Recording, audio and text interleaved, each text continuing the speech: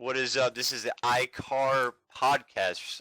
This is going to be something we're just going to talk about racing in multiple series as well as sims and stuff like that. I will be your host, John Diekman.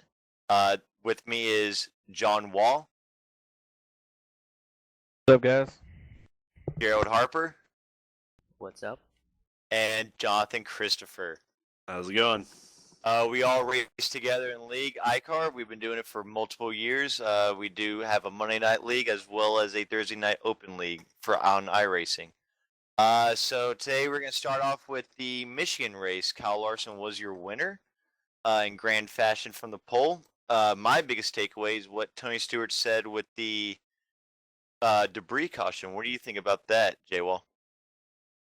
I mean, you can't really say that he's wrong. I mean, is Tony Stewart been a little abrasive with the things that he says? Yeah, sure, but I think that he hit the nail on the head. I mean, we're tired of seeing the late debris cautions.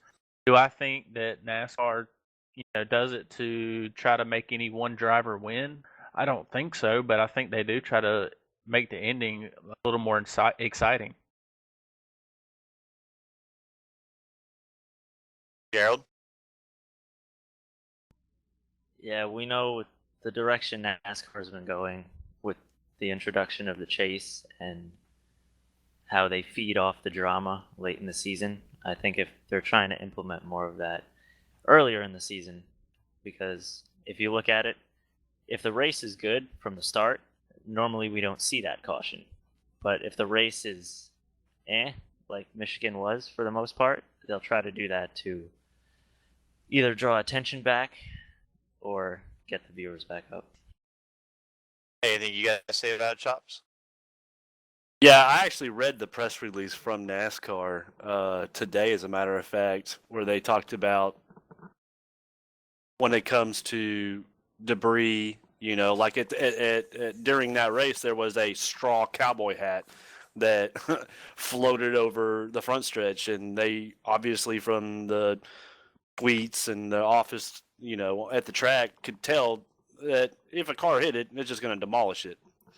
That particular debris caution came out because between the cameras, corner workers or spotters or whomever is, sanctioned bodies around the track, could not determine what exactly it was.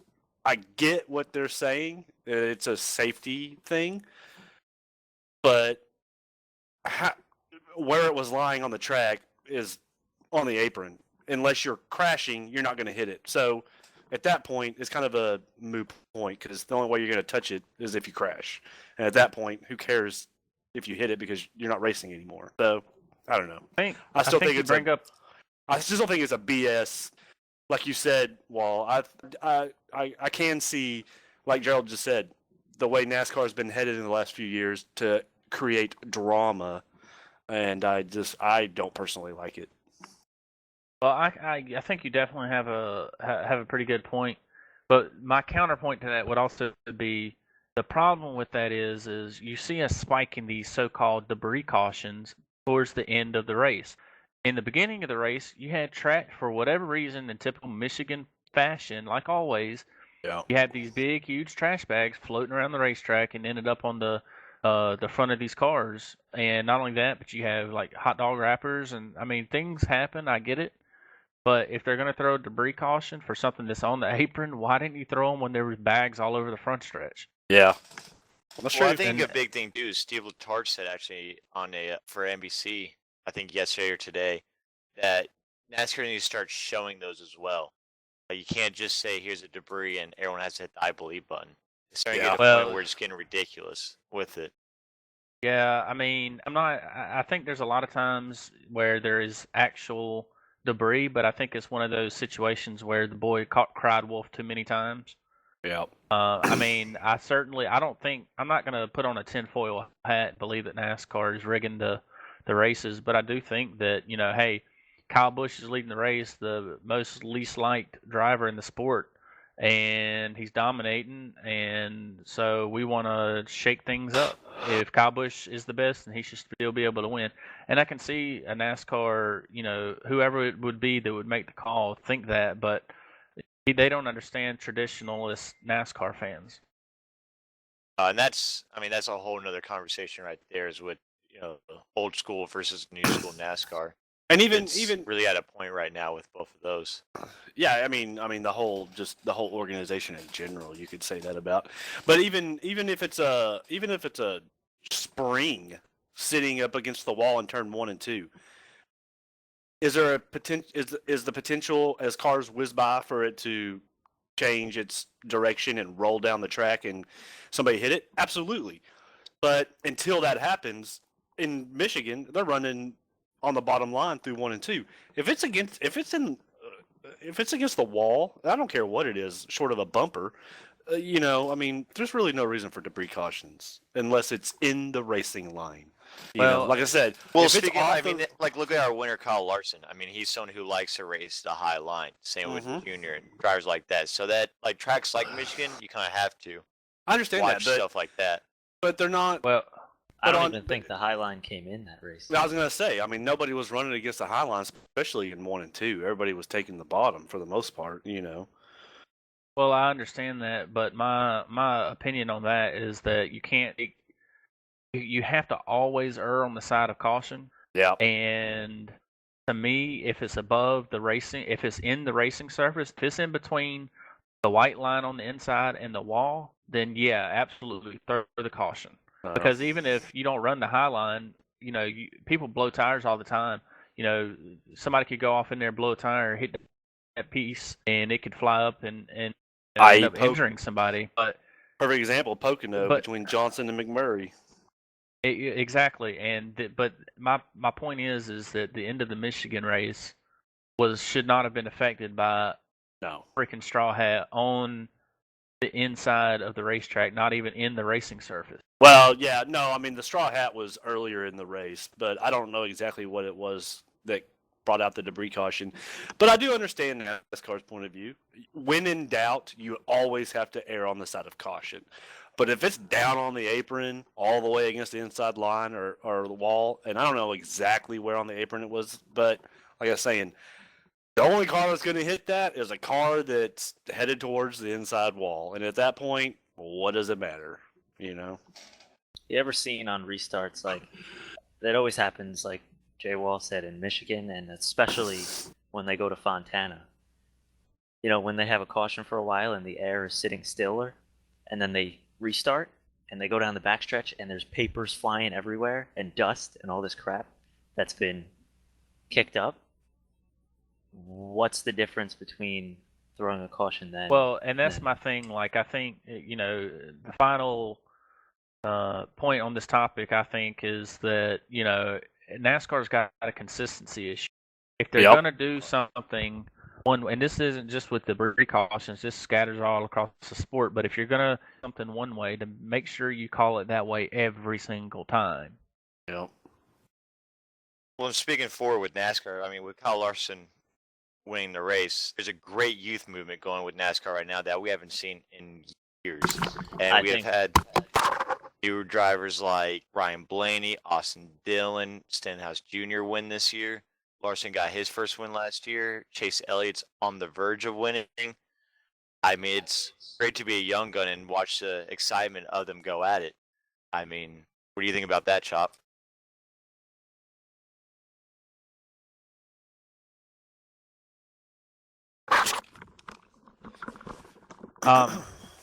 Well, my personal opinion of it is that, I think it's absolutely wonderful for the sport. It shouldn't be anything less than obvious when we have a youth movement going on. And yeah, you see, the random person or the random guy break into the sport and race well. But honestly, over the past 3 or 4 seasons, the amount of talent that's coming to the sport is really going to shape NASCAR's future. And I think it'd be something that really gets into the younger generation and maybe brings some more fans to the sport. It's making the racing more entertaining as well, because you're seeing these young guns drive cars like Larson Blaney with Kyle Busch last week and Kevin Harvick. I mean, that was just really good, hard, clean racing, and you just don't see that Pocono in such a long time and stuff like that. It's refreshing to see young guns take the car to the edge almost every lap. Yeah, and sticking on Michigan from last week, in the Xfinity race, it was a so-so race for the most part. But then, like you said, with the young stars, William Byron made that race extremely good towards the end. And he still got beat out by Hamlin. But, I mean, watching, because it reminded me of Chase Elliott in the Xfinity Series when he had that restart at Darlington. And you can kind of just see him blossom and see the future unfold like right in front of you, and that's what I thought when I saw it with William Byron Saturday. Yeah, I think you look back at Byron's career, you think you don't even really look while the 6 wins that he had in the Truck Series and his rookie season is absolutely phenomenal and unheard of almost. I really agree with you, Gerald. I think that you look at that when each driver has that moment, and that moment for Elliott was obviously Darlington, because I'm like, well, Elliott's, he's got some talent, but I'm not really sold on him yet. And when he flew past those guys and won the race, I'm like, on old tires, I was like, oh my God, this kid is going to be awesome. And same thing with Byron. I mean, I don't think it's any kind of question that he's going to be around in the sport for a long time, but it was definitely that moment when he went to the inside at Michigan around the veteran Cup drivers and almost won the race. Exactly. And seeing Kyle Larson finally be able to not consistently hit victory lane, but I see we're going to see that soon. I'd say he at least wins 2 more races by the end of the year, just with the speed they've had. But Kyle Larson was good in just about every car since whatever he started in. Yeah. And he's still good in every car. Yeah, but since his his car seat. Yeah, exactly. His coming out was, I remember, I'm not sure if it was last year or not. It might have been the year before last year. His rookie season in Cup. I think it was Chicagoland. He was racing Jeff Gordon, which a lot of people were saying that Kyle Larson is the next Jeff Gordon. That kind of style and coming from the same background. And he dove it to the inside of Jeff Gordon in turn 1 at Chicagoland. And I swear he was going to wreck them both. I was like, oh, this kid's in way over his head. But it stuck, and he raced them extremely hard. They didn't even touch. And watching him have the confidence to dive inside and race the legend that is Jeff Gordon that hard, I knew that the sport of NASCAR is set when it comes to future talent. And didn't Jeff Gordon come out like a week or 2 ago and say Kyle Larson's the next Jimmy Johnson? Yeah, something like that. Yeah. Well, I would that's like to the see. best part about these young guys is that they're racing hard but clean. They're not wrecking everyone to get to the front. I would but like they're to racing see. how we want to see them race. I'm not saying I'm not sold on Larson. I think he's a tremendous talent. He's a threat to win a race, and regardless of whatever car he gets in. I'd like to see him in the Cup level win something other than a 2-mile sister track between Michigan and Fontana. That's kind of fit his style of I understand. Well, with that being said, steering what do with you the guys gas think? like the dirt track Now, style. with that being said, he does have 6 second-place finishes. on this like season, every other track, or from like the second to last. Yeah. So I mean, the fact that he hasn't won on anything doesn't mean he's not capable of. But yeah, I mean, he's a win or 2 away from me being completely sold on Larson. Well, what do you guys think? With that being said, who do you guys think is the first of this generation of young guns that you could see win the championship? Now, granted, I don't think a lot of them are going to be in the same teams that they are now. Mm-hmm. But it's funny you say that, because if you'd have told me at the beginning of this season that of all the young guns that are in the sport right now between Blaney, I would still consider Larson a young gun. definitely. Stenhouse, I would probably still consider a young gun. Austin Dillon, I don't know. I don't think they're in. I see. Young, is he in the young gun category? maybe. Yeah, I would say maybe so. on the. I would say and then, so. And then Chase Elliott. If you'd have And told me also at the Ty beginning, Dillon. Ty Dillon had a great run at Dover as well. that's true. That's true too. He's doing phenomenal He doesn't have the job equal equipment, in but that he equipment. does a good job. He's head and shoulders a way better driver in that 13 car than unfortunately Casey Mears was. Sorry. But if you told me at the beginning of the season that Chase Elliott would be the last one to get his first victory, I'd have told you, I'd have bet my paycheck that he'd have been the first one outside of Kyle Larson that already had a win. Really, but really quickly, back to something Gerald said earlier. Something, and this is just maybe just me, but something that really gets on my nerves is when people say that so-and-so is the next Jimmy Johnson or so-and-so is the next Jeff Gordon. And here's why. When Jeff Gordon came into the sport, whoever said he was the next so-and-so? You might have had, exactly. When Earnhardt came into the sport, who said he was the next Richard Petty? Nobody. And the reason I say that is because I think that everybody, as far as talent, they may be a similar talent in how many wins they accrue or how many championships they win. But honestly, every single driver has their own driving style and personality. So I think Kyle Larson's going to be Kyle Larson. And Well, I that's think the thing, Chase too. Elliott is I going to think be that's Chase what the Elliott. more corporate side NASCAR are trying to push that. I think they're trying to it make it absolutely easier is. for people to say, to like, oh, look, understand. Kyle Larson's just like Jimmy Johnson. Here you go, Lowe's or whatever sponsorship. You know what I mean? It makes it easier to market that way. You can kind of see in the way that Kyle Larson considered next Jimmy Johnson by people that don't maybe follow it as deeply as we are, because he, in a way, has the entire package. Like, he is calm and marketable outside of the car, like a Jeff Gordon, but inside the car, he is just a pure winner, like a Tony Stewart. So well, speaking about marketing abilities and stuff like that, who do you guys think will take the 88? That's going to be huge since Junior's leaving at the end of the season. That's a huge spot on a great team of Hendrick Motorsports to fill. I know we talked about maybe Brad Keselowski since contract negotiations aren't going well with Penske right now.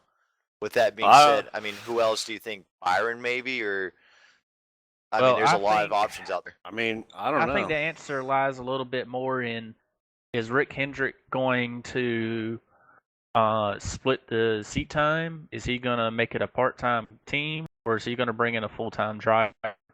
And the reason I say that is because there's so many people and potential drivers for that team that would be great fit for that car, that maybe their contract ends in 2018 versus this year. And I really could see maybe doing maybe Bowman part-time in with maybe Byron getting some Cup experience, maybe 4 or 5 races. But I just think that Byron needs to finish out this season, and then he needs another full-time season of his Xfinity, in my opinion. And then also, I really do like Alex Bowman. I really do. But when you look in the history of Hendrick really only hires who he thinks are rock stars. And my question is Bowman really a rock star? Is he deserving of the ride? Absolutely. Is he a rock star talent, though? I don't think he is. Well, do you think he might take the 5 car then? Because with Casey Kane, no, I don't. Losing another sponsorship. No, but I think saying Bowman's not a rock star. I mean, the amount of races he raced last year, I think he performed admirably, especially winning a pole. I can give you a long list of drivers who have performed admirably. Oh, I understand that. I mean, don't get me wrong. I mean, there's a lot of drivers racing in some very underfunded teams that deserve a way better ride than they actually are racing in right now. Absolutely. But now, would the fact that Hendrick owning part of JR Motorsports, would they consider maybe even bringing Elliott back up to Cup? Is he worthy of another Cup ride? Sadler. Yeah, that's what I meant. Elliott Sadler. Okay. Or even Justin Allgaier, he's deserving of another Cup ride. I think if you bring one of those up, you're bringing them up because of sponsorship reasons. You're not bringing up for yeah. And I actually watched a video of Brad Keselowski yesterday, and they were grilling him on his Penske negotiation. He was like, "Look, I owe NASCAR career to to Dale Jr. If it wasn't for him, I never probably would have been in the sport. But I owe my entire Cup career to Roger Penske.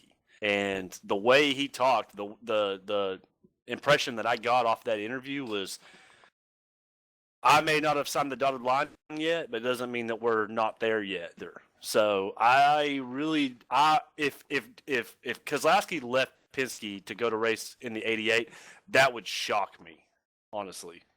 Well, I think you got to think too at the same time.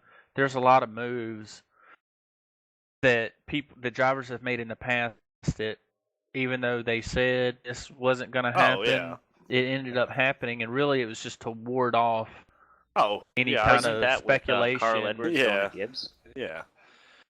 Well, yeah, and I mean, at this point in time, if Rick Hendrick's plan is to put a full-time driver in that seat, I think it's Brad Keselowski.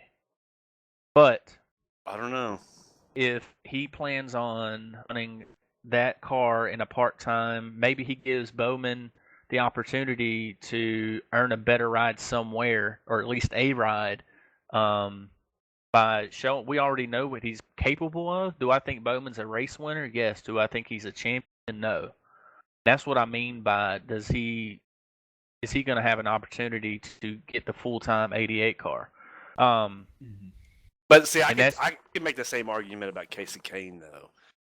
I mean, Casey Kane, he win a race, yes. Is he going to win a championship? Absolutely. Jay Wall's point of hiring rock stars, Casey Kane was a rock star. He was, though. Casey Kane has not really. Hendrick. He didn't lose it before Hendrick. Nah, that's what I'm saying. Casey Kane has not really, just like Junior. You can say the same thing about Junior. Junior was a rock star in the 8. But as soon as he came over to Hendrick in the 88, he has not had anywhere near as full of a season. Could you see the same thing happen to Brad Keselowski if he went to Hendrick? That's what I'm saying about Keselowski, though. I can't see Brad Keselowski right now has a better shot to win a championship in that 2-car, that team, than if he went to the 88 next year, in my opinion. In my opinion. I think that 2-car organization is more of a threat to winning a championship. And don't get me wrong, I mean, you guys know me. I'm an 88 fanboy from the sun up, from sundown. If I was in Brad Keselowski's ear, I would say, do not freaking leave this team. Do not leave the 2 organization to jump to the 88. Well, because in my opinion, as of right now, you'd be joining the 88 team to fill in for Dale Earnhardt Jr., his team. It's more of the, I don't know, celebrityism of that car than it is the performance of that car.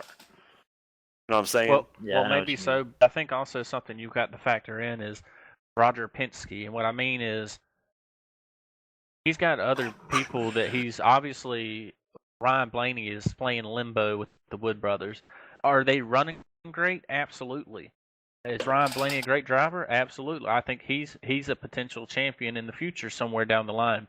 But I think that, you've got to think of it from Roger Penske. Brad Keselowski is a proven winner year in and year out. He's a fantastic driver. Oh, yeah. And probably, arguably, the best plate racer of this era right now. And I think you just got to think not just only what's best for Brad, but what's best for me. And I agree. I mean, we could all be looking back and saying, wow, we're idiots for saying this. But honestly, you can't rule Brad out, and that's the issue. And that's what I'm saying. Finishing up, what do you guys think? Quick early predictions for Sonoma this weekend? J-Wall? Who do you think is going to win? Are we doing picks or just real quick? Who do you think? Man, I don't know. I think Allmendinger obviously always has a chance. Yeah. You got to look at the guy who's replacing Wallace in the 43. I don't think he's going to win, but I think he will be a factor at some point. But I think you're really going to have to fall back on veteran drivers, and I'm looking at Clint Boyer. I was going to say the same thing. I think him and that team are just getting closer and closer. I think he's just living on a high, coming to a competitive team again. It's I'm amazing. going to say Boyer too. It's amazing that when Harvick and Busch both joined Stewart Haas, right off the bat, Harvick was hands down championship contender. Oh, yeah. Boyer joined Stewart Haas, boom, right off the bat, he's the best Stewart Haas driver. I don't know what it is about that team. Young, new blood, boom, contenders. Yeah. Kevin Harvick hasn't been what he was when they were Chevy. Yep. I'll say. But I think they just haven't really figured it out yet. Once they do, they'll be fine. Well, Boyer's figured it out because he's the best Stewart Haas driver they've got right now, in my opinion. Yeah. The most consistent, I should say. Maybe not the best. Real quick prediction for Infineon? Sonoma? Yeah, Infineon. I like I'm it. old. Sears Point. I mean, you can't count out AJ. You cannot count out the, road course racers at heart. Honestly, I say this as a fanboy. I know I'm a homer. Junior's been a really good road course driver the last few years. Who knows? Maybe Sunday's the race that turns this season around. Who knows? I don't know. Like Walt just said, the guy that's replacing, that's going to drive the 43 car, I forget what his name was. Billy but, Johnson, I believe. Yeah. I mean, he's in there for a ringer. He's a ringer for a reason. Same thing with Borset. Borset always ran good at road course races. Ran good, but never won. No, never won. But who knows? The cards fall your way. I can definitely see Martin Truex Jr. too, because he's been there before. And that 78 team just shows up with a top 3 car every week, no matter what the track. 78 team shows up with a podium finish every freaking week. Exactly. So, I think you guys are leaving out one driver, and that's Kyle Busch. I think he's been on the verge of winning. He won there before. I'm just saying that team's gonna win soon. And I think Denny Hamlin won there And too, you know right? what? Who They're knows? all good road course racers. Who knows? Yeah. Stewart Haas switching to Ford and the emergence of Clint Boyer being in a Ford with Stewart Haas. You can't. I mean, granted, she hasn't proven herself as a Cup driver. Don't you dare! But you Don't you dare! can't necessarily rule out another just because it's Danica. I mean, she is a road course racer at On heart. that note, we are going to switch it up to Le Mans because I don't think we can ever end on a worse note than that. You're welcome. So last weekend was a 24-hour Le Mans in France, in case you didn't know that. Great race, I think. It was a good battle between Toyota and Porsche early on. Fortunately, Toyota stepped down again. I think it's almost heartbreaking to see it because last year they were literally on the last lap leading. They broke down didn't they break down coming to the checkered flag? No, it was coming to the white flag. They just crossed the white flag and broke down. That's right. And had to get out of the car. And then again, leading had a dominant car, and both cars ended up one having electrical issues. He actually had to jump out far away. Yeah. There was a fear of the car shocking other people. Yeah. And I keep on hearing more and more weird stories about Even other the car. safety workers were wearing electrical gloves. Yeah. And it was even a crazy race for Porsche. Porsche had a battle back. The winning car had a battle back from being at 1.46 or 36, a few laps down, and had a battle back all the way up to win that race.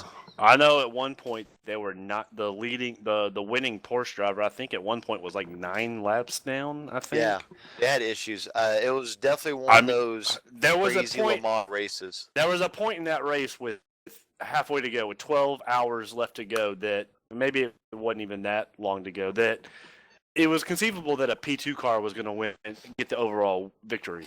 Oh, that was definitely the talking point for the halfway mark with the LMP2, because they were even faster than before. They boosted up their speeds from last year, so they proved to be difficult for the LMP1 cars. But Porsche And again went their Jackie 19th Chan year. Racing of all teams. Yeah. It's just amazing. Porsche has that place figured out. No matter what year, no matter what the car is, 19 victories overall for Le Mans. I think That's you can the thank one Audi thing. for that, though. I mean, I know the history behind that 24-hour race and being the 24 hours of Le Mans, but if they could possibly switch the venue, maybe once in a while Well, for their I think 24s. there's major events. think it So would you help. had the 24 hours of Daytona Yeah. in America. You also had the 24 hours of the Nürburgring in Germany. Le Mans is the oldest race in the world. That is But what it's- started essentially that is the most popular and most enduring motorsports race. And But that's you also just have what it is. It's just like NASCAR with Daytona, Indianapolis 500 with the Indy cars, and F1 with Monaco. That is the crown jewel of that series for endurance racing. But you always got to think it's different series. So you have like the 24-hour Daytona, which is an IMSA series Yes. race. So the 24-hour Le Mans is a WEC. It's the World Endurance Championship. It's just FIA. it's one of their series. Even though a lot of the IMSA guys will convert their specs on their GT car And that's or the same whatever. thing with 24 hours of Daytona. They Yeah, would do the just- same thing. It's just one of those milestone races. So even though it's not a part of your normal series schedule, you'll still go race it just in the off chance that you win it, so that you can put you can bucket list a crown jewel race. And another thing is too, I've been to 24 hours of Daytona. It takes an amazing facility to be able to host an event for 24 hours straight like that. And Le Mans is specifically built for that. There's no other race at Lassart track than that endurance race because part of it is public roads. Mm-hmm. So that's only a track for that week. That's it. Yeah. I'm not a big fan of street course racing, but Le Mans is the Well, they technically ultimate. they are I am. street course, but and, they use and that I know, special pavement. yeah, and I know that the track has its own actual purpose-built racetrack, but for the Le Mans they use public road courses, just like the Nürburgring, I like the sports cars and like the V8 supercars on street courses, but I don't like IndyCar, Formula One. Yeah, I'm not a big I fan think of that that's either. kind of iffy. Like watching an IndyCar race at, say, like Detroit, Yeah, it's kind of ridiculous. yeah. But when they race at, like I said, F1 at Monaco and then Indy cars at Long Beach, it is better. In a way, but like But in Yeah, certain Monaco- races, they try to make too many full-body tracks cars. into it, like Azerbaijan and F1. That is a terrible track to watch. Or Valencia, it was a Or- yeah, purpose-built Valencia. street track, Or like even like F1 was trying to race in New York, and who knows how good that would have been. It's hard to if you really look at the good street races, they're the ones that they've been racing there for such a long time. It's almost better for. I think they're trying to get the local crowd involved. Like if there was an F1 race in New York, since I live in New York, I'd be there for sure because I would love to see that. But I could see it's not as appealing to people outside of New York. No, it's Like not. if they built an F1 track here, it wouldn't be as appealing as if they Yeah. did it in Manhattan. Like if to you me, live in anyway. New York and you have the opportunity to fly to Austin, Texas to go to the Circuit of America race, you would do that, right? Yeah. But if I live in Texas, I'm not flying all the way to New York just to watch a street race. You know what I'm saying? Exactly. And I'm If the there same was a way. I'm the crazy same way. good racetrack like Circuit of the Americas is here in New York, then it. Yeah, There you go. like Monaco. I mean, that's a crown jewel race, and that's just the heritage behind it. I would go to Monaco to watch a purpose-built street track, and it's not even a purpose-built street track; it's just a street track, right? Yeah. But I'm not. Le Mans, I'd go that they use public roads. Same thing with Nürburgring. But I'm not flying to even though F1 doesn't go anymore. I'm not flying to Valencia just to go watch a purpose-built street track. Yeah. I'm it not just a doesn't big make any fan. sense. I'm not a fan of street tracks either. If you're gonna hold a motorsports race, it needs to be on a purpose-built track, in my opinion. Now, to kind of bring everything Wait. together, do you think NASCAR should bring one of the top 3 series to a street course? No. No. You don't think Uh-uh. Xfinity would Because do when it it comes, anywhere? because street courses are generally more tight cornered, less passing, just overall, just a skinnier, narrower track. And I just Mhm. don't think any form of NASCAR, whether it be truck, Xfinity, or Cup, really belong on Yeah, a like the very first one- narrow. I mean, First one that comes to mind th- is Long Beach, but like- that is just like, not going to be good. think Cup cars racing. Could you at imagine Monaco. to go around that hairpin? That's what immediately comes to mind is watching like the trucks or the Xfinity cars barrel into that last I mean, corner. could you imagine a Cup car even practicing around the streets of Monaco? It'd be. It's, would be I don't so think they'll it'd go be, to ridiculous, it might casino. be I don't good. think they'll It'd be be able so to get to a ugly. casino. they would hairpin. never. For one, it would take them a half an hour just to get around the hairpin, slowest corner on the F1 circuit. And their brakes would You fail, know. for sure. All the stock cars. Oh, brakes would fail. absolutely. Well, Absolutely. getting back onto Le Mans, the GT Pro had a tense battle with Aston Martin passing the vet of Jordan Taylor coming to the white flag, with Corvette having brake issues on the last 1776 will commence again. what do you call it? With brake issues coming back, or brake issues biting them in the butt. But I think also a big talking point with that is the lack of showing of Ford after winning last year. They were just the Ford GT program was nowhere to be found. I liked how Ford won Le Mans last year on their return back to sports car racing. Then they won the 24-hour Daytona, and everybody was up in arms. What is Chevy going to do? What about the BOP, the base of power? What about this? What about that? Come on, man! You gotta give it a chance. And since then, everybody was up in an uproar at the beginning of the IMSA series season, and Chevrolet has proven that they are probably on a more consistent basis the more dominant manufacturer. Ford has not performed this season like they did a few times last year. No, it's the Ford program is definitely lacking. I don't know if it's the change of BOP all the time.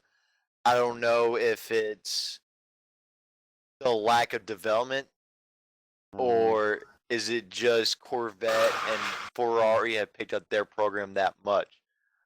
I think I it's mean, probably the I think it's C7R probably has been around for a long time now. Where It we're already has. looking at the C8 coming into future soon. Gonna And be I swear to mid-engined, God, isn't it? if the C8R comes out Mid-engine. and it's mid-engined, Going to I'm be gonna mid-engine. be extremely disappointed. I think that's confirmed It's already. I think it's already mid-engine. I think they just don't want to release things, but that's a topic for another day. That's But- that's disappointing. But I mean, like looking at Ferrari, I mean, Aston did great. Aston doesn't really race in the GT Pro in America, but they do race No. in GTE, Yeah. or was it GTLM for IMSA, and then GTE, yeah, and then I mean, you they can't are count big out. WEC players over there, and they've picked up their program altogether this year, and it's great to see them win again in their class. It is because you can't count out. I mean, that you can't deny that Aston Martin is hands down just a sweet race car. Oh wait, a what? I said you can't deny that Aston Martin, the DBR, whatever it is now, what 10, 11, I think it's a DBR 11, 10. 10, the DBR 10. Yeah. That's hands down a beautiful, sweet, just race Oh, car. it's a beautiful. Oh, that's it's one the Aston Martin street cars too. They Yeah. just have beautiful cars. always have. I mean, I mean, even like the Corvettes are nice looking. The Ford GTs are nice looking, but that Aston Martin takes it to another level. yeah, I mean it's the epitome of European sports car. You know, I'm afraid that they're going to go down the route that Porsche has, and that for the next 30 years, all the cars are going to look the same. Yeah, but that's Eh. always been. I mean, they tweak it every now and again, but that's their MO. So switching topics to F1, I think it's a great season this year. absolutely. I will say that. I think it's looking between NASCAR and F1. I feel like F1 has a bigger upside right now than NASCAR does. At least Yep. a bigger increase from the previous season. I would Exactly. agree. There's more enthusiasm, I would say, in F1 than there has been in NASCAR in a few because years. there's actually some competition. Yeah. It's Oh, awesome. Well, the advent of the new car, the fact that Mercedes, you don't just tune in and see a Mercedes car in first place from the time they show up to the track to the time Yeah, they like, leave. you Well, don't even have to now- not watch the race. Even because now, the you Blues can even comes say on the Red pole. Bull is starting to creep into the picture as well, which is amazing. Yeah, You really have yeah. 3 teams battling for a win. Now, I don't think Red Bull can say that every weekend, but No, have a absolutely chance. not. But it's But nice. it's mainly your battle between Ferrari versus Mercedes, Vettel versus Hamilton. And I think it's shaping out to be a spectacular season it's for like it. Days of Old. It's definitely those kind of shaping up to be a battle to the end. There's no mid-season break and going, well, Mercedes has already won this. Yeah. It's that's not going to happen this year. The only You know, thing, you can, the saying, happy wife, happy life. The fact that Ferrari is on a week in or week out basis contending for a win and a possible constructors championship is making F1 happy. Oh yeah, 'Cause you Ferrari is a cannot golden child of that sport. you cannot have a successful F1 sanctioning body without having a successful Ferrari. I'm sorry, you can't. I don't mean to diss on any other manufacturer, but if Ferrari pulled out of F1 right now, there F1 goes at would- least a third of the fan base. F1 would tank. I'm sorry, that's just the fact of the matter. So the fact that Ferrari is back and that they are contending for wins and constructors championships now. And it's not like it was F1's on the rise. Mercedes slowly going to Ferrari. This has been from race one, Ferrari Mhm. punching Mercedes in the mouth Oh yeah. like a boxing match. This is Well, a One thing, well, that good I'm- slugging match. Well, like Toto Wolff said, I challenge Ferrari. I want Ferrari to challenge us. I want anybody to challenge us for race wins. And Ferrari stepped up to that. And Toto Wolff said, "Yeah, I shouldn't have said that." Oh yeah. So, Well, it's good though. He's It's eating his just- words. it's He's fine eating his what words. F1 is needed, and I think a part of it too is a new ownership of F1 with Bernie Eccleston out. You have Liberty Motorsports, or Yep. Liberty something taking Yeah. control of F1, and it's making it more competitive. They're looking in the sense of, And the fact What- that it's how- an American-based ownership too. yeah, America for the win. America. what worries I me look about at the end of an F1 Formula One when Mercedes dominated for the last 3 or 4 years is the same. It's the same. It's the same thing as when Jimmy Johnson won 5 straight championships. By It's the the same time thing you with get Red to the Bull 5th Racing. one, you're just like, oh my god, I'm not watching this anymore. It's cap. So the fact that they changed the cars, they changed ownership groups, you got Ferrari back in the mix. I mean, it's nothing but positive for that series. Well, speaking about that, you had the new counter they just released. 2 big changes with it is the return of Hockenheim in Germany, and Hell France yeah. finally getting a race. I think that's good to see France getting back on. They have a really good fan base. It'll be interesting to see how fans will receive that. Maybe we'll see John Verne back in the. If he'll ever leave Formula E. Oh no, he's racing in Rallycross, the Yeah, series or whatever it is. at the Whatever. Global Rallycross. Yeah, Global Rallycross. Which can't lie, a little entertaining. Not gonna lie. The Red Bull Rallycross and Global are both phenomenal series to watch. Yeah. I think that's some of the best racing you'll see. I just wish the tracks were just a tad bit longer. I understand those cars aren't built for top end, but still wish the tracks were just a little bit longer, maybe a little bit of a extended dirt section in there, or maybe more than one dirt section. Maybe have 2 dirt sections in the races, but it's still entertaining. The Red Bull Global Rallycross or whatever it's called. That's the races are made to be short sprints. Like they do I the understand. heats and they do the semis and then they do the finals and the semifinal, like all that. So Yeah. they're meant to be like 5 laps. I think the finals are only like 10. And Yeah. if you look at the tracks that they go to, it costs a lot of money to add those dirt sections and the jumps. Yeah. So it's kind of hard to do. Add more of that. I still like to see it though. Yeah, I think it's great that they're not live all the time, but they're on Channel 4 or whatever channel NBC is locally to Yeah. whoever. That I mean, you look at NASCAR and their races are on Fox Sports 1, which Yeah. that's not even really basic cable to most people. I've noticed that this year. It seems like the majority of the races so far that Fox has broadcasted have been on FS1. And I'm like, what happened to the national exposure? hmm To see a series like Red Bull Rallycross to be on NBC all the time, it's kind of cool to see.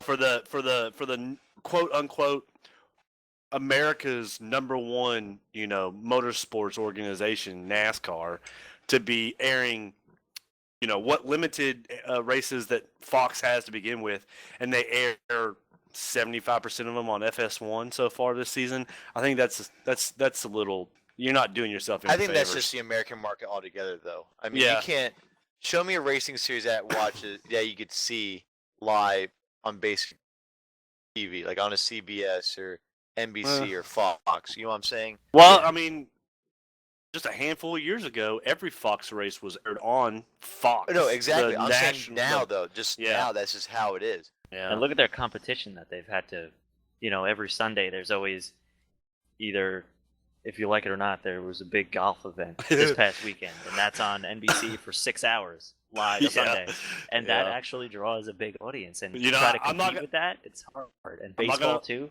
I'm not gonna lie, I flipped between the NASCAR race and the LPGA on Sunday. There was some entertaining golf from the women's, for the LPGA at the same time. Not gonna lie.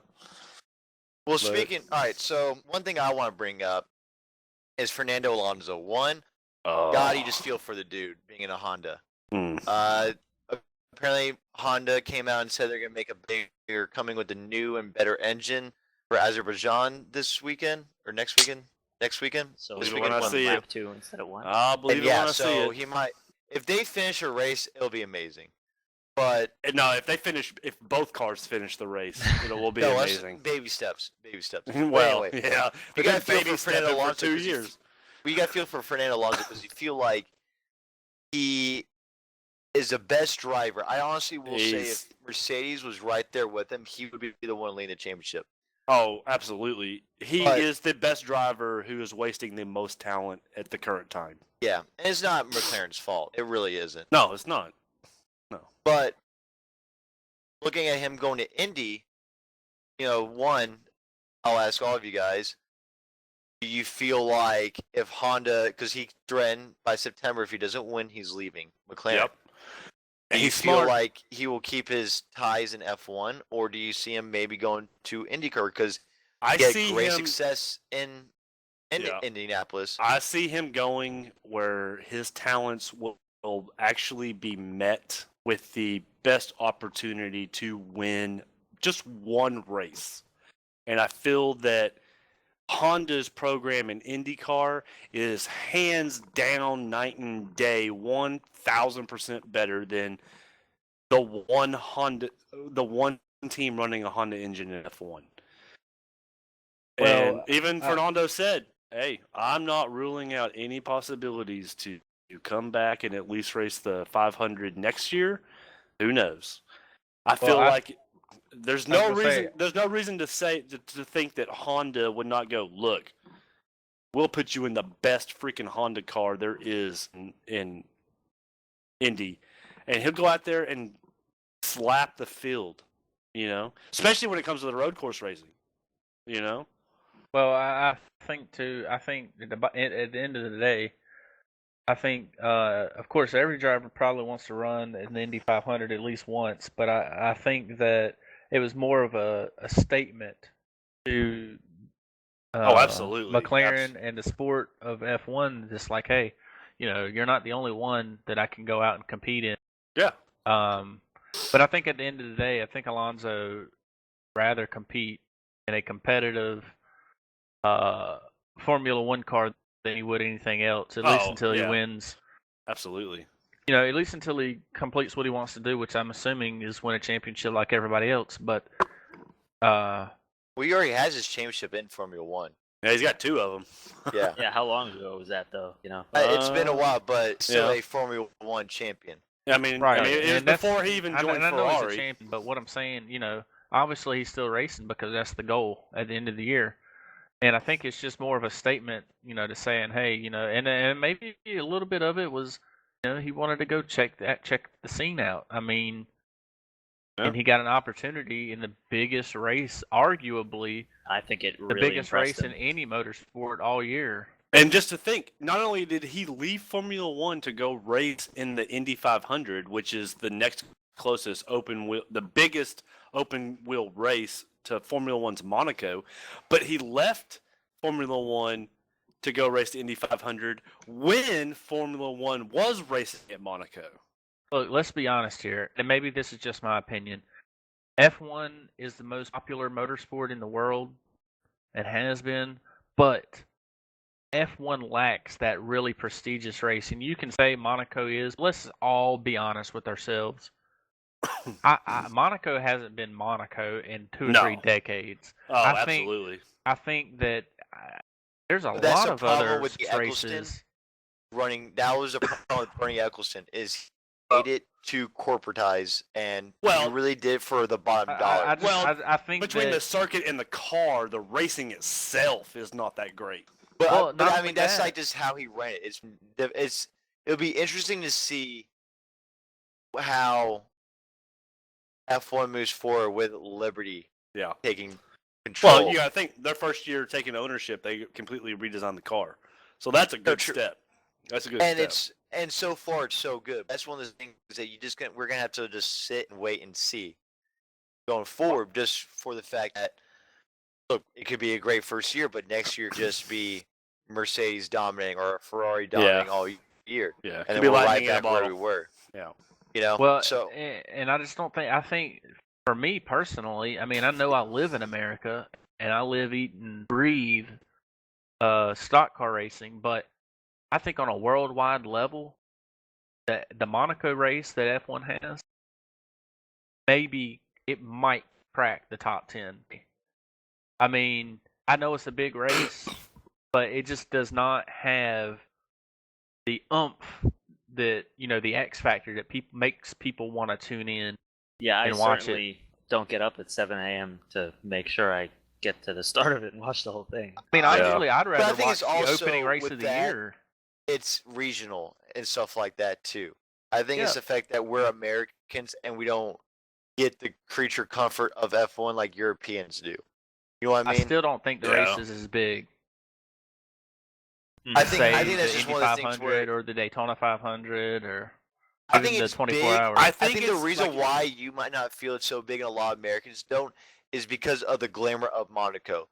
Americans have always liked blue collar stories, like Indianapolis, like Daytona, like NASCAR, and Monaco is a complete opposite. Yeah, Monaco like is glam. millions. Yeah, it's diamonds and champagne bottles and millions of dollars and yachts in the ocean and stuff like that. We'd rather 200 miles an hour flipping down the backstretch chugging a Bud Light. That's well, that's one thing. But what I'm saying is you don't talk about Monaco races or Monaco winners like you do people who win the Indy 500 or even the Daytona 500. That's like true. You well, don't talk about the race. Here anyway. It may be glitz and glam and money and getting front row, lavish this and lavish that. But you don't, as far as the actual motorsport goes and the product is produced on track, you don't ever really talk about, I can't believe, Lewis Hamilton won Monaco, or user entered your channel. Well, how well that somebody produced something, Well, like John was just saying. I mean, that's here in America. Over in Europe, that's in Europe, if you win Monaco, that's the equivalent of any red-blooded American that follows, eats, sleeps, and bleeds NASCAR saying, "Oh, Dale Jr. just won the 500." You know what I'm saying? So it's just different. Like even Steve Matchett says, insufficient. I don't permissions. care if you're American, you're already on the back foot if you want to enter open wheel when it comes to Formula One. If you want to, look at Alexander Rossi. Yeah, like Alexander Rossi.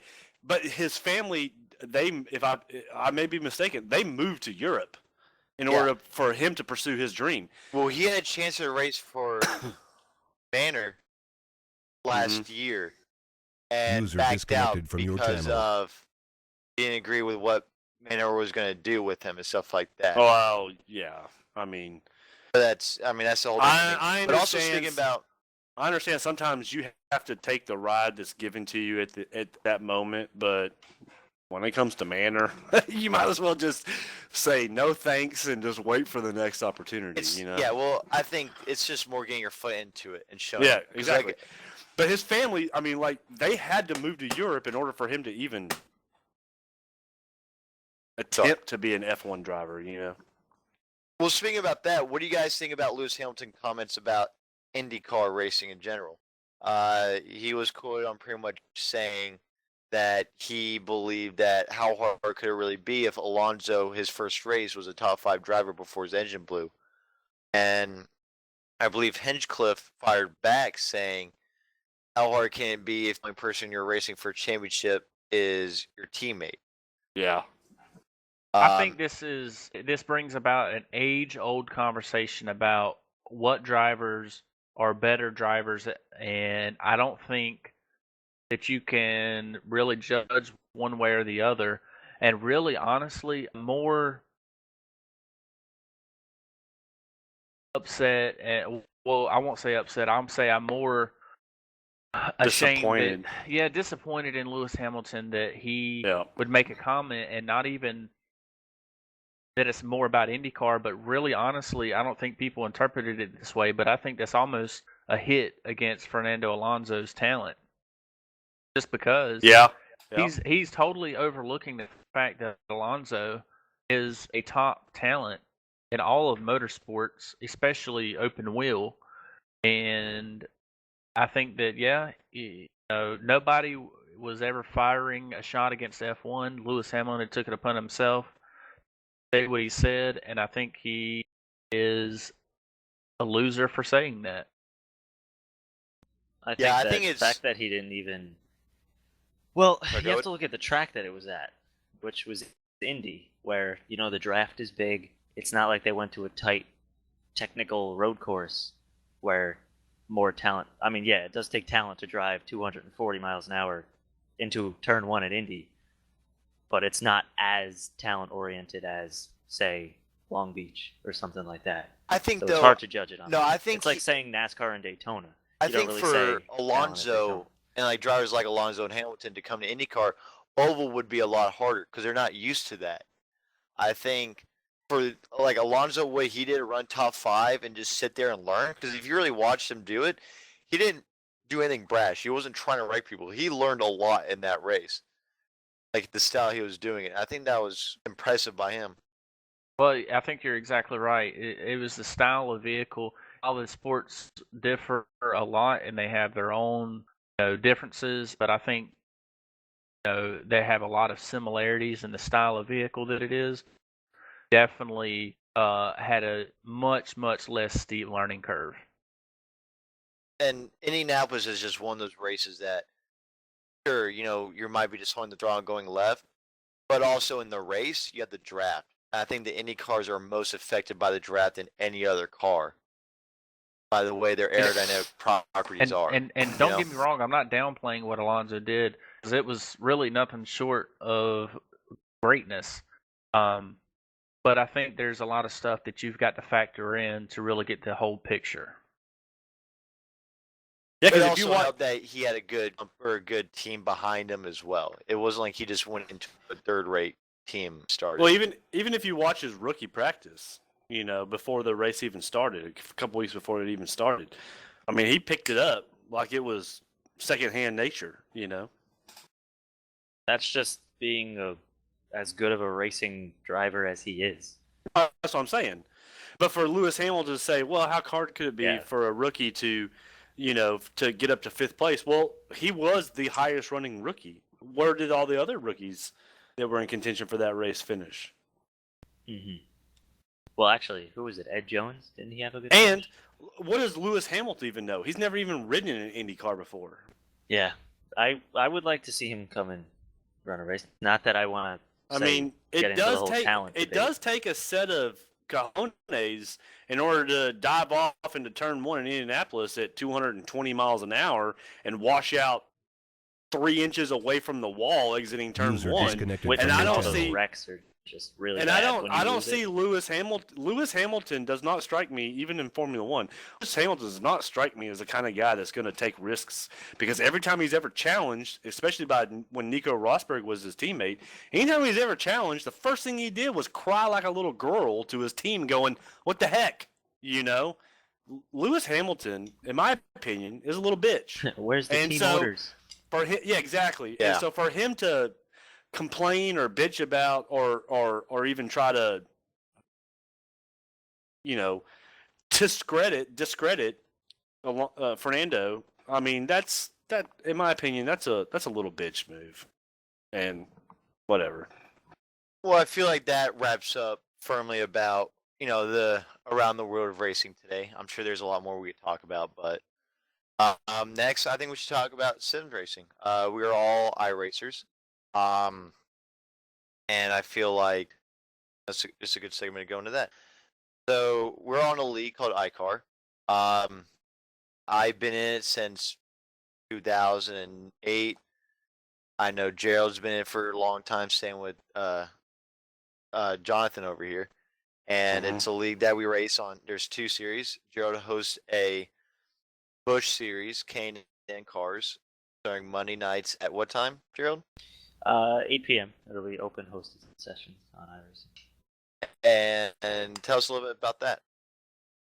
Well, we're kind of, since we're basically in the off season of ICAR's normal cup, and we had a truck league, all that good stuff. We just kind of wanted to make a short 10 race for fun season, and we felt like the K&N cars are, in my opinion, one of the most fun cars to drive in the game, and it has a good implement of, like, we just had Daytona last night and go to a bunch of short tracks and stuff like that. So it's a good wide range of racing, and just, it was an amazing race last night. It was probably the best race I've been in iRacing. Yeah, 3 wide for the win, and a little crash and burn, but didn't hurt anybody. And also, we are starting up July 6th a Thursday night Open Series race with A-Class cars, the Sprint Cup cars. Brian Wright, who pretty much runs ICAR, will be hosting that. It's gonna, like I said, Thursday night. If you want more Monster information, Energy NASCAR Cup Series cars. Monster Energy Cup Series, Winston, iRacing, Peak Antifreeze. We'll just name all the sponsors that we Grand don't National cars. have. But going forward with that, well, speaking about keep on this topic of so much sim racing and stuff, do you guys feel like iRacing is the racing platform, or do you feel like it's just happened to be the most popular one because there's other ones like Assessa Corsa and R Factor and stuff like that? I think it's got to be the best. I know a lot of people still do the whole NASCAR 2003 thing, but Yeah, NR 2003. the amount of things that you can do in this game is unparalleled, in my opinion. The amount of road racing that you can do is like a whole nother world. What about you, Chops? What do you think? When it comes to the quality of iRacing, Well, I mean, do you think it's the simulator, or do you feel like well, there might be better ones out there? It just happens to be the best wave. I've only been on iRacing. It was a year ago, back in February. So I don't really have anything to compare it to other than console racing. And so if you compare the two, iRacing is it's NASA compared to your local airport, So municipality airport with a couple prop planes in it. But I've seen other videos. And I actually have seen R Factor and Assetto Corsa and everything like that. What I like about iRacing as opposed to those sims is, for one, I personally think iRacing does have better graphics. They're just the server graphics. Granted, it all depends on what you're running it on. But what I like about iRacing is it's very simplistic. It's very minimal. It's more realistic when I don't have the track in the bottom left-hand corner. You know what I'm saying? especially when it comes to road course racing. And I feel like some of the YouTube videos and just general videos I've seen of other games, they do a lot of the same thing that the consoles do, just with better graphics. Maybe better handling. I don't know, because I've never tried any of those. But when it comes to iRacing, I will never, ever, ever buy another console racing game. That's for sure. Yeah, it makes it hard. I still find myself racing, Forza series. I've always been a big supporter of that for the consoles. I just bought Dirt 4 for the console as well, and I absolutely love those. My biggest complaint, I would say, with iRacing is I don't like how the official races are run. I'm a huge fan of that. I think they're too strict to everybody and not punishing bad drivers where, it's not your understand whose fault it is. And I kind of wish there was more freedom with cars altogether. I kind of want to be able to race, like what we're talking about. I want to race NASCAR car at Long Beach, or I want to take IndyCar and race at Daytona, or whatever. You don't really get that opportunity. You have to really develop a lot of time and patience to do that. Well, I mean, I would like to be able to get in and go. Well, I mean, I'm just saying, like, it would be nice to just, you just have to create your own setup. Yeah, I'd rather just click, go kind of thing. The one thing I would that probably would be my biggest complaint. What you touched on a second ago. If I get rear-ended by another guy, I shouldn't get any incidence points because I didn't cause that. So if I get taken out and I get put into the wall, no matter what track, doesn't matter what style of racing, road course, oval, doesn't matter. If I get taken out, there needs to be a better algorithm to determine that I didn't have anything to do with that. Do not penalize me. That's my only complaint. I can think of. I've had off the top of my races head. where I've got wrecked like 3 or 4 times, none of my doing, and I end up getting disqualified. Yeah, for exactly. incident points. Or if It's and I get it, it's or hard. if I barely it's easier dip to a go that tire way. off. Yeah, if I barely dip a tire off on a road course race in real life, yeah, they you don't get off penalize. They don't penalize the guy in real life. Don't penalize me for. it's penalizing yourself almost. Well, I understand that, but a lot of those guys they run corners wide too. Or if I just barely dip a tire off and get in the grass, I mean, very insignificant. I mean, it's not. I'm not doing myself any favors, so don't penalize me for it. If somebody rear ends me, don't penalize me for it. The one thing that I think iRacing doesn't have compared to console is I wish.